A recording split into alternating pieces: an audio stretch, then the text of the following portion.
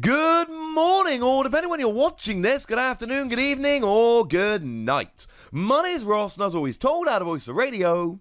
So today, we need to take a little bit of a look at Inteleon VMAX and Gengar VMAX, the second Inteleon VMAX, I should say.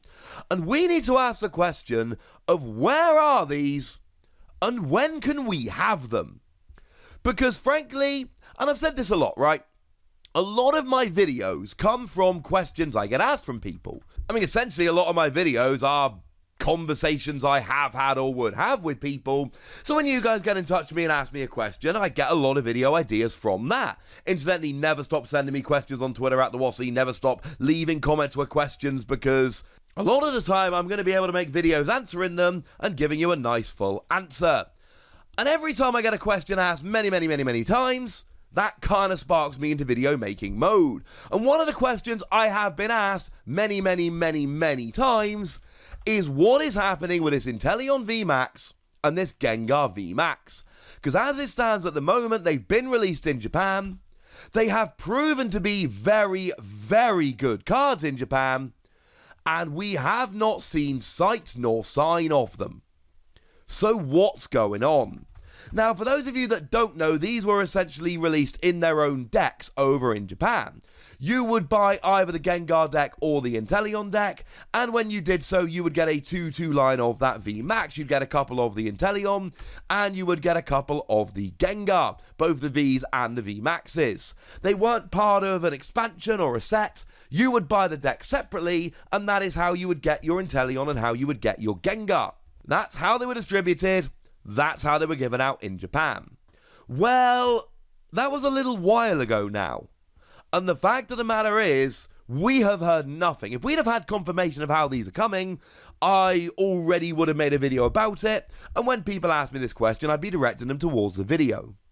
But that hasn't happened. And the thing is, this is a big deal. Because these aren't decent cards or good cards. These are like genuinely legitimate, phenomenal tier 1 cards. Like Gengar VMAX, along with Umbreon VMAX, has become one of the very best decks over in Japan. There have been weekends since they came out where they are dominating the metagame. Seems kind of easily countered at times, but they have been phenomenal. So Gengar VMAX, for 2 energy, you do 60 damage for each of your opponent's Pokemon V in play, or GX, bearing in mind that includes VMAXs and tag teams.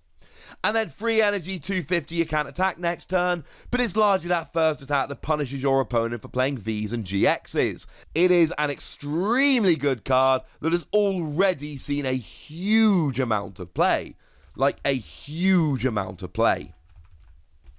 And then we've got Inteleon, and Inteleon hasn't been quite as good, although let's be clear, the only reason it hasn't been quite as good is because Gengar is possibly the best VMAX around right now, and Inteleon is merely a tier 1, tier 2 deck. Yeah, it's pretty gosh darn good.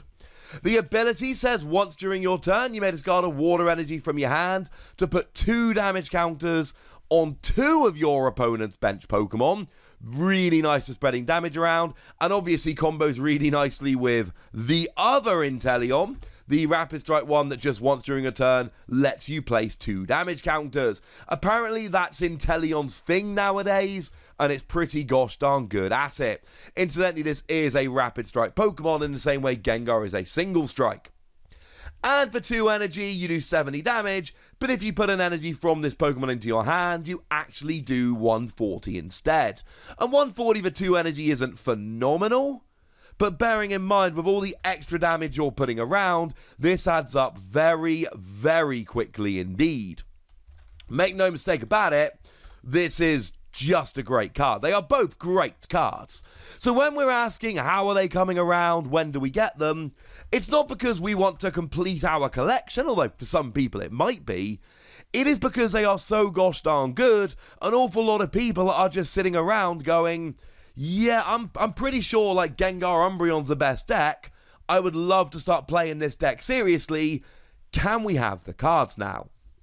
So to go back to an adage I trot out quite a lot, best way to predict future behavior of a company is to look at past behavior of that same company.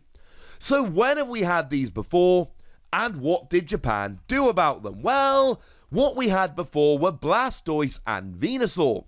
These were released in their own decks over in Japan in exactly the same way that Gengar and Inteleon have been here. And what happened was that we got the Vs in V-decks, and we got the VMAXs in VMAX battle boxes. That is exactly what happened. Now, what is super interesting here is that this actually made it a nightmare for people that wanted to play these cards. Although, let's be perfectly clear right off the bat, Blastoise VMAX and Venusaur VMAX are interesting cards that are very much borderline playable. They are not even on the same level, not even close, as Inteleon and Gengar. Not even close. But the thing was, if you wanted a playset of Blastoise V, you had to buy 4 of the V decks. And if you wanted a playset of the VMAX, you had to buy 4 of the VMAX battle boxes. Or you had to buy singles online from people that had. And frankly, it's not easy. It made it a very awkward, expensive deck to make. Honestly, if we're making a prediction, the best prediction we can make is that the next 2 V battle decks are going to feature Inteleon and Gengar, and the next 2 VMAX battle boxes are going to feature Inteleon and Gengar. Because the last time we had these VMAX decks in Japan, they were Blastoise and Venusaur, and this is how they were handled.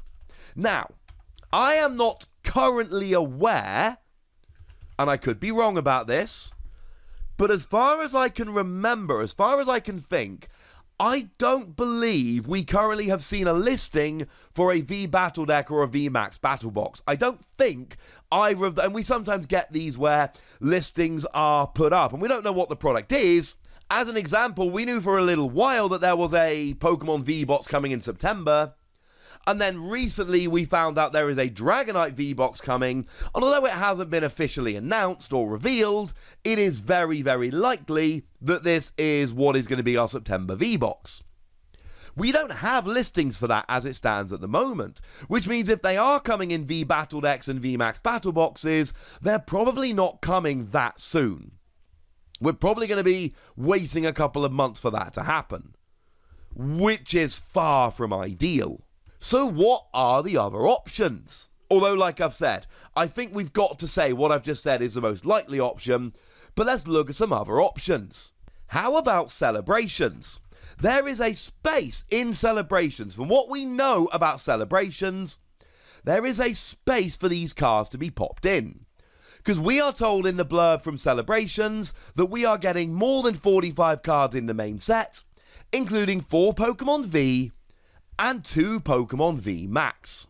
And if we look at the information we've got out of Japan, it seems like they have got a 28 card set, and we are not told about any Vs or V Maxes. Now, that doesn't mean we won't be getting any in that set, but it does make it a lot more likely that that's not the case, and we won't be getting them.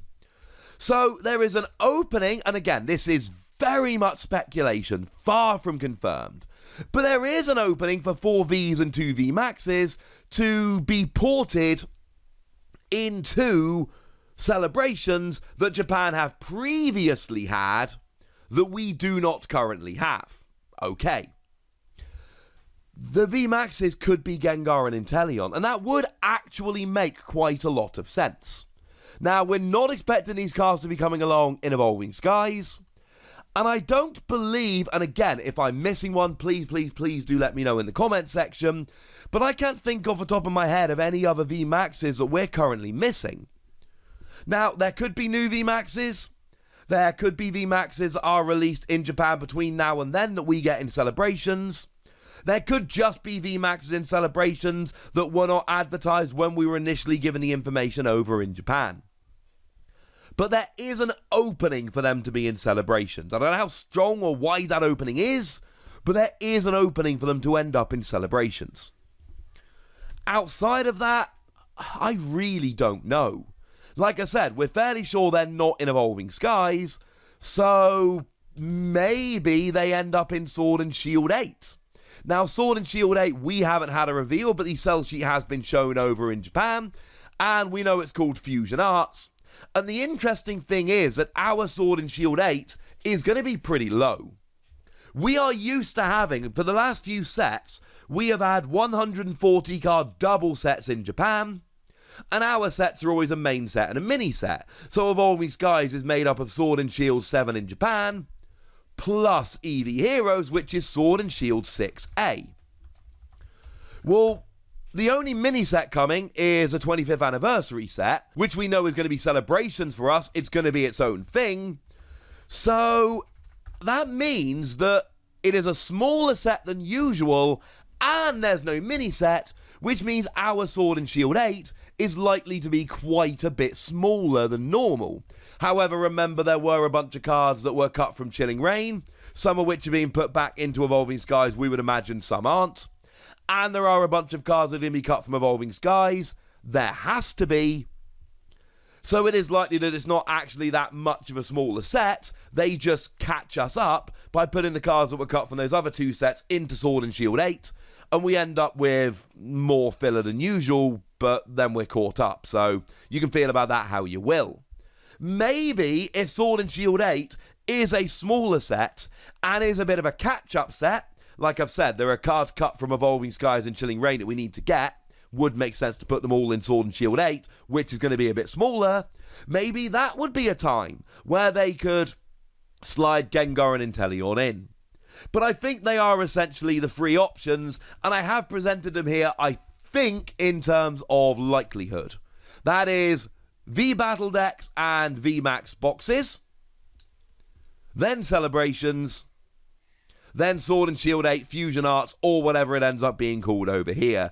Cannot guarantee any of those is true. Cannot guarantee that even one of them is true. It could be something completely different. Could be a brand new product we've never seen before.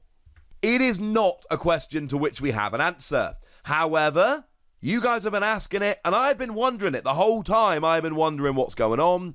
And if we look at the way Pokemon release products, if we look at the way they tend to deal with this kind of stuff, I have shown you what is likely to happen, or possible, I suppose. We'll have to wait and see what Arceus actually decides. But I want to hear from you guys now. I want to know how much you want these cards. I want to know how good you think the cards are. I want to know what you think is going to happen in terms of how we get them. So go nuts in the comment section, but be nice. And then make sure you like this video, subscribe to this channel, follow me on Twitter at TheWasi, and Twitch for some live action at twitch.tv/PTCG Radio. If you want to support the channel, get some bonus podcasts and all that good stuff, head on over to patreon.com/PTCG Radio, where you can do exactly that. But by far the most important thing as always, look after yourselves till next time, would ya? Thank you very much for watching. My name's Ross, and you've been watching PTCG Radio.